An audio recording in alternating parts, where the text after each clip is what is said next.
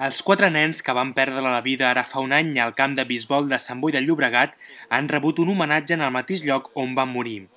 Els pares, els familiars, els amics i companys de l'Eric, en Mario, en Joel i en Xavi, han homenatjat les víctimes en aquest acte tan emotiu.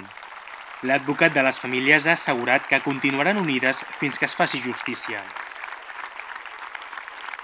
Avui és un dia només per recordar els nens, que les famílies continuen estant molt unides i que les famílies continuaran lluitant perquè es faci justícia, perquè sàpigui tota la veritat, i crec que avui l'única cosa que correspon és recordar els nens i hi haurà altres moments per parlar d'altres coses. Abans, però, a l'Ajuntament de Sant Boi, l'alcalde ha llegit una declaració institucional per recordar les víctimes en un ple extraordinari. L'alcalde ha explicat que encara hi ha un procediment judicial obert, tot i que espera aclarir el que va passar fa un any. Les famílies no han assistit a aquest acte en forma de protesta, ja que creuen que el consistori no ha fet bé les coses. L'alcalde ha demanat disculpes a les famílies per si en algun moment els havia fallat.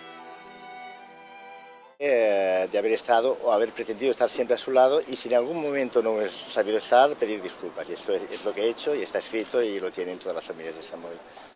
En el cas hi ha 3 persones imputades, 2 arquitectes municipals i un responsable de la constructora. Amb el cant dels ocells a l'Ajuntament i l'enlairament de coloms al camp de beisbol s'ha homenatjat als 4 nens que van morir practicant el seu esport preferit.